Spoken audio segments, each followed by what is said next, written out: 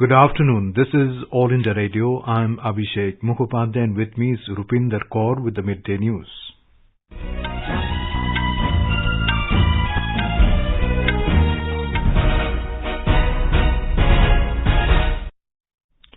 The headlines. Prime Minister Narendra Modi to address Europe's biggest startup and tech event, Viva Tech, this evening. Defence Minister Rajnath Singh addresses ASEAN Defence Ministers Meeting Plus, says terrorism and radicalization are the gravest threats to peace and security in the world. Information Technology Minister Ravi Shankar Prasad says Twitter failed to comply with the intermediary guidelines. Over 62,000 new COVID cases recorded nationwide in the last 24 hours. Recovery rate in the country improves to 95.80%. COVID-19 Working Group of the National Technical Advisory Group on Immunization says decision to increase gap between Covishield doses is based on scientific evidence. More than 26 crore 19 lakh COVID vaccine doses administered across the country so far. Government says advanced online registration for vaccination is not mandatory. Mandatory hallmarking of gold to come into force from today. In women's cricket, India to take on England in the one-off test match starting in Bristol today. India enter third and final round following 1-1 draw against Afghanistan in Asia Cup soccer qualifiers in Doha. And in Euro 2020 soccer, France to face Germany in Munich, Finland to take Russia in St. Petersburg, and Turkey to meet Wales in Baku today.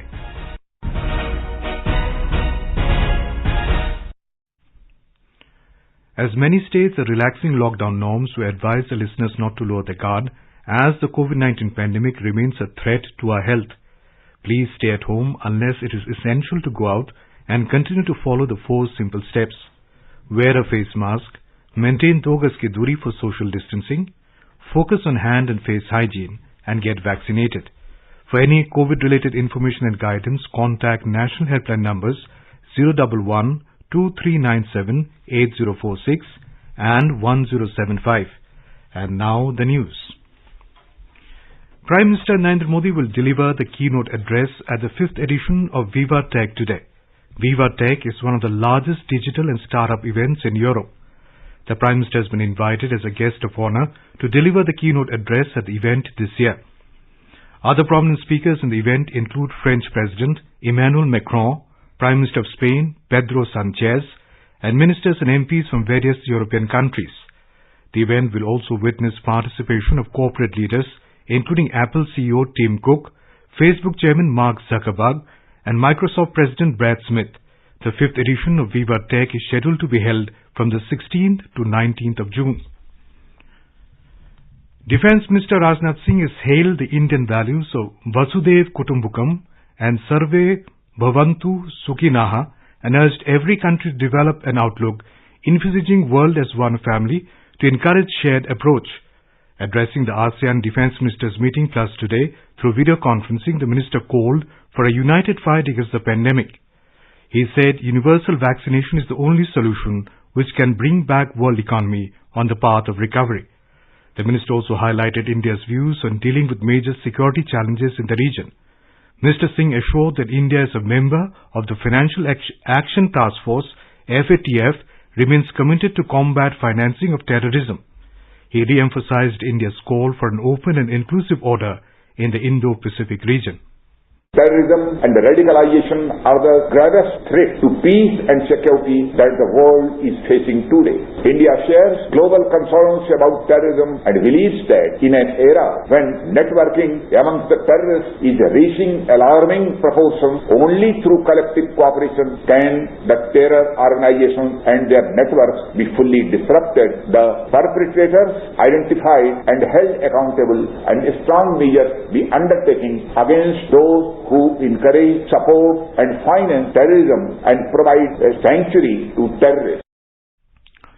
The Defence Minister underlined the importance of need-based respect for sovereignty and territorial integrity of nations, peaceful resolutions of disputes through dialogue, and adherence to international rules and laws.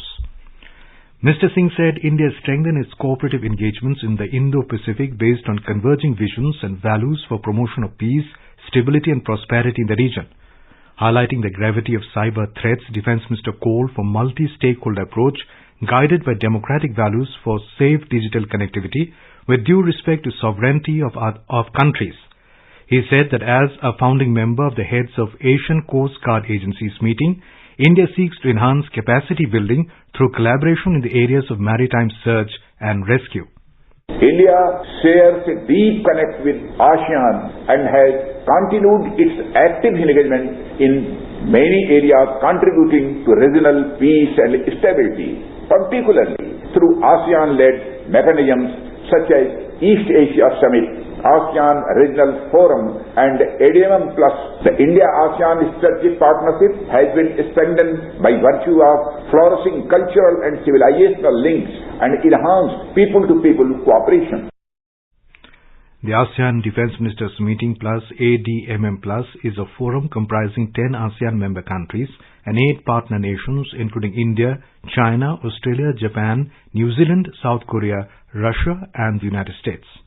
India's engagement with the Southeast Asian region, of which ASEAN has been a primary component, is based on its Act East policy announced by Honorable Prime Minister Narendra Modi in November 2014. Key elements of this policy are to promote economic cooperation, cultural ties, and develop strategic relationships with countries in the Indo-Pacific region through continuous engagement at bilateral, regional, and multilateral levels. The 15th ASEAN Defence Ministers meeting has been hosted by Brunei as it is the chair of the ASEAN grouping this year. Nation continues to march strongly on its path of COVID recovery with gradual decrease in total number of active cases. For the 9th consecutive day today, the number of new daily cases remained below the 1 lakh figure. In the past 24 hours, over 1,07,000 COVID patients successfully recovered from the disease, whereas in the same time span, 62,224 fresh cases were recorded nationwide. With this, the recovery rate in the country has further improved to stand at 95.80%. The recoveries registered in the country also outnumbered the daily new cases for the 34th consecutive day today. The cumulative share of active COVID cases in the country continues to witness consistent decline and comprises nearly 2.92% of the total reported cases. The Health Ministry has informed that currently around 8,65,000 people are reported to be suffering from the viral pandemic and are either hospitalized or are under home isolation. The caseload has declined below 9 lakh mark after 70 days. The daily positivity rate also remained below 5% for the 9th consecutive day. The ministry added that so far over 2 crore 83 lakh people have recovered from the COVID-19 infection in the country. The Health Ministry has informed that 2,542 COVID-related deaths were reported in the last 24 hours, taking the cumulative toll to 3,79,573. The number of cumulative COVID-19 testing in the country so far has surpassed the figure of 38 crore 33 lakh. ICMR has informed that in the past 24 hours, more than 19 lakh 30,000 samples were tested across the country. India has crossed a major landmark with administration of more than 26 crore COVID vaccine doses to the beneficiaries so far. The Union Health Ministry informed that more than 28 lakh vaccine doses were given in the country in the last 24 hours. Out of this, nearly 24 lakh beneficiaries were vaccinated the first dose, whereas over 4 lakh beneficiaries received the second dose of the vaccine. The cumulative figure of vaccine doses administered under the largest vaccination drive in the country now stands at over 26 crore 19 lakh. The Health Ministry confirmed that so far over 4 crore 58 lakh doses of the vaccine have been given to people in the age group of 18 to 44 years.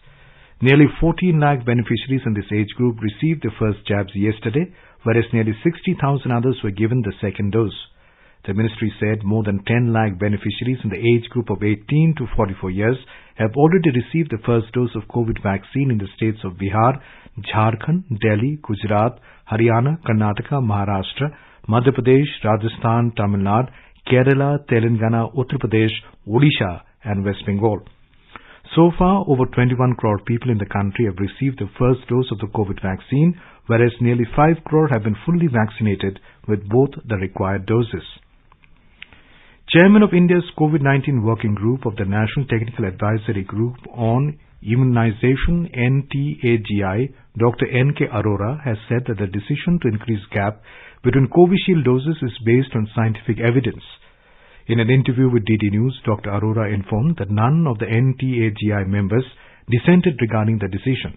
He explained that the decision to increase the gap between two Covishield doses from 4 to 6 weeks to 12 to 16 weeks lay in the fundamental scientific reason regarding behavior of adenovector vaccines.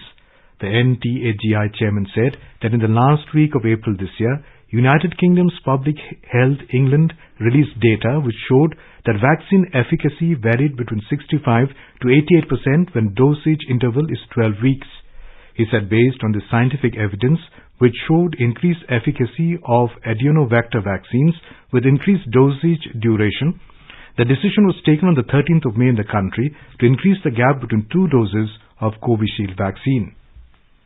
In West Bengal, as new cases of COVID infection went down significantly in the past few weeks, the state government has issued an order to introduce strict containment measures to prevent further spread of the disease. The district administration have been asked to ensure implementation of the government order. More from our correspondent. Chief Minister Mamata Banerjee had directed the administration to keep a check in areas where the new cases of COVID infection crosses 200. As per the latest data, 6 districts including Kolkata had reported more than 200 cases yesterday. Even though the relaxation comes into force, the state government has asked all the stakeholders to remain on high alert to prevent further spread of the COVID-19 infection. District authorities and the Municipal Commissioner of Kolkata Municipal Corporation have been asked to analyze COVID data to find out local hotspots and pockets of high infection and identify those as containment or micro-containment zone. Strong surveillance measures will be instituted in the zones to implement norms of physical distancing and COVID-appropriate behavior. Early testing, tracing and tracking of suspected cases have to be ensured for better clinical management. Madhuparna Chaudhary, AIN News, Kolkata. Delhi Chief Minister Arvind Kejriwal today said the Delhi government will train 5,000 youths to assist doctors and nurses as part of preparations for a possible third wave of COVID-19. He informed the health assistants or community nursing assistants will be imparted 2 weeks basic training in nursing and life care. The training will start from 28th of June in batches of 500 candidates. In Rajasthan, the state government has further increased the relaxation in lockdown with certain conditions. Now, weekend curfew will be applicable from 5 p.m. Saturday to 5 a.m. Monday. Markets will be open from 6 a.m. Monday to 4 p.m. Saturday. The new guidelines issued by the State Home Department yesterday night have come into effect from this morning. Fully air-conditioned shopping complexes and malls have been allowed to open from today. Restaurants will be allowed from Monday to Saturday from 9 a.m. to 4 p.m. with 50% sitting capacity. City and minibuses will also be operated from 5 a.m. to 5 p.m. in cities. Metro rail will also be operated. Sports-related activities are also allowed to be organized. All tourist places, monuments can also be opened. Cinema halls, theatres and multiplexes have not been allowed to open. Karnataka has prepared a roadmap to tackle the possible third wave of the COVID-19 pandemic that is said to affect the children more. Karnataka Women and Child Welfare Department has come forward to take up measures to protect the children from COVID virus by improving their immune system. Our correspondent says that the Health Department has decided to open a pediatric ward in every district of the state. In a bid to cope up with the likely third wave of the pandemic, the state government has decided to revamp infrastructure in district hospitals. Apart from pediatric ward, ICUs will also come up in the district hospitals. To improve immune system among children, the Women and Child Welfare Department has decided to take special care of children who are malnourished. According to department figures, 4.47 lakh children are malnourished and among them 7,751 children are severely malnourished. The department is strengthening its nutrition program to enhance the nutrition level of the children. Due to COVID infection, 43 children are orphaned in the state. The state government has taken such children under their care and assurance of their education and other basic needs are provided under Bala Seva program and Bala Hitaishi plan. Sudhindra, AIR News, Bengaluru. Tamil Nadu Chief Minister M.K. Stalin inaugurated a new scheme for children who have lost their parents due to COVID. The scheme assures 5 lakh rupees deposit and takes care of their education until they attain 18 years of age. The amount is invested in Tamil Nadu Power Finance and Infrastructure Development Corporation Limited. More from our correspondent. Chief Minister Stalin met the children accompanied by their caregivers and assured them of supporting their education and employment. The state government will also give an immediate benefit of rupees 3 lakh to enable caretakers to support the children. The government also plans to pay rupees 3,000 per month to those who are having the custody of the orphaned children. The government also deposited 3 lakh rupees to children who have lost any parent due to COVID. 5 lakh deposit scheme also goes for children who have lost their single parent due to COVID. This amount could be used after they attain 18 years of age. The district monitoring committee will check the accounts of each child. The government said that these children will be given priority in government homes and hostels. Joy, AIR News, Chennai. Union government today categorically said Covaxin vaccine does not contain newborn calf serum at all. Denying some social media posts regarding composition of the Covaxin, it said the calf serum is not an ingredient of the final vaccine product. It also said newborn calf serum is used only for preparation and growth of vero cells. All centrally protected monuments, sites and museums in the country under Archaeological Survey of India ASI have been reopened today. ASI is informed that the decision has been taken considering the prevailing situation. Earlier on the 15th of April, ASI had ordered to close all the centrally protected monuments, sites and museums in the wake of COVID-19 pandemic situation. You are listening to the Midday News on All India Radio. A reminder of the headlines before we move on. Prime Minister Narendra Modi to address Europe's biggest startup and tech event, Viva Tech, this evening. Defence Minister Rajnath Singh addresses ASEAN Defence Ministers Meeting Plus says terrorism and radicalization are the gravest threats to peace and security in the world. Information Technology Minister Ravi Shankar Prasad says Twitter failed to comply with the intermediary guidelines. Over 62,000 new COVID cases recorded nationwide in last 24 hours. Recovery rate in the country improves to 95.80%. COVID-19 Working Group of the National Technical Advisory Group on Immunization says decision to increase gap between Covishield doses is based on scientific evidence. More than 26 crore 19 lakh COVID vaccine doses administered across the country so far. Government says advance online registration for vaccination is not mandatory. Mandatory hallmarking of gold to come into force from today. In women's cricket, India to take on England in the one-off test match starting in Bristol today. India entered third and final round following a 1-1 draw against Afghanistan in Asia Cup soccer qualifiers in Doha. And in Euro 2020 soccer, France to face Germany in Munich, Finland to take Russia in St. Petersburg, and Turkey to meet Wales in Baku today. For quick news updates round the clock, follow us on our Twitter handle at AIR News Alerts. चलो मिलकर एक शुरुआत करें, चलो एक फैसला आज करें, मात नहीं तो टोकेंगे, कोरोना को रोकेंगे, चलो एक इरादा करते हैं, चलो खुद से वादा करते हैं, मात नहीं तो टोकेंगे, कोरोना को रोकेंगे. The centre is disseminating awareness of national helpline numbers for the benefit of citizens during the COVID-19 pandemic. The helpline number of the Health and Family Welfare Ministry is 1075. The child helpline number is 1098. For senior citizens of Delhi, Karnataka, Madhya Pradesh, Rajasthan, Tamil Nadu, Telangana, Uttar Pradesh and Uttarakhand, the helpline number is 14567. The helpline number of National Institute of Mental Health and Neurosciences, NIMHANS, for psychological support is 08046110007. Ayush COVID-19 Counselling Helpline number is 14443 and MyGov WhatsApp Help Desk number is 9013151515. Welcome back. You are listening to the Midday News. Information and Technology Minister Ravi Shankar Prasad today said Twitter has failed to comply with the intermediary guidelines that came into effect from the 26th of May. He said Twitter was given multiple opportunities to comply with the same. However, it has deliberately chosen the path of non-compliance.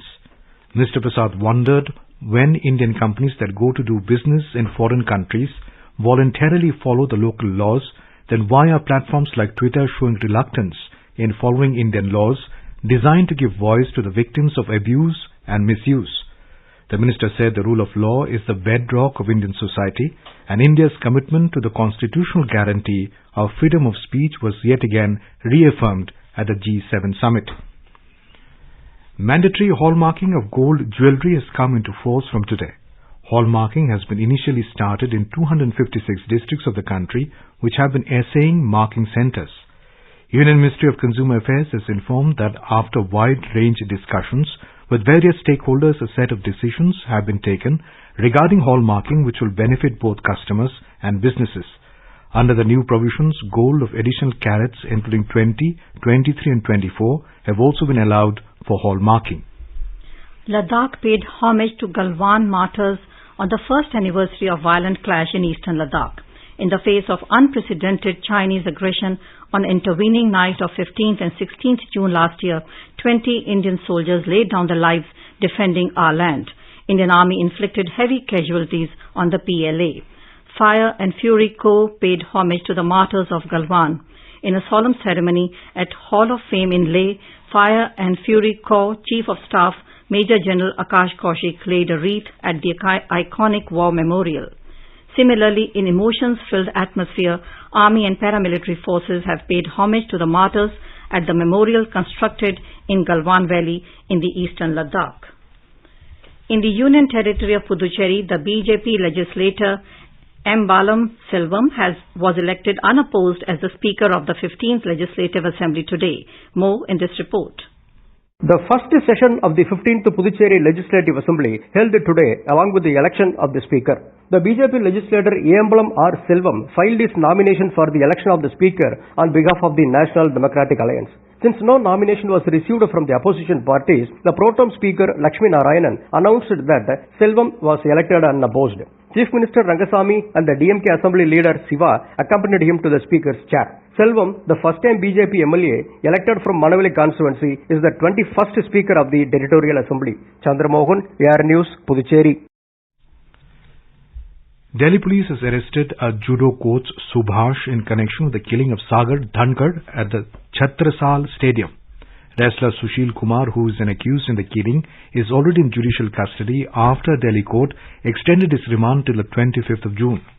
Subhash's arrest comes a day after the police investigating the homicide of the young wrestler hinting at the involvement of a Ukrainian woman.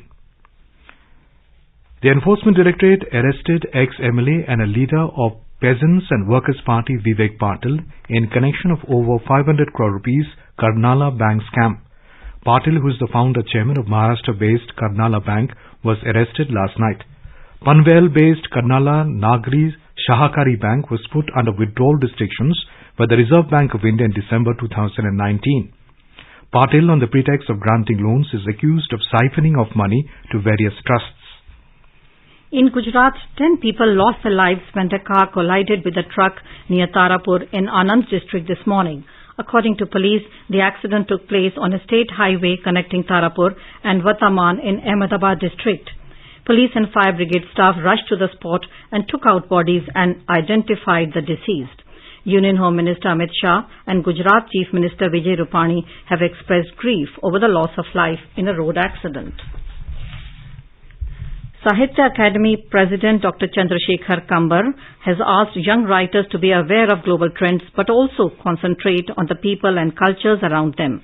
Inaugurating the Young Writers Meet today, Dr. Kambar said, "Our culture is very inspiring and we need to remain connected with our roots." He asked young writers to be more experimental.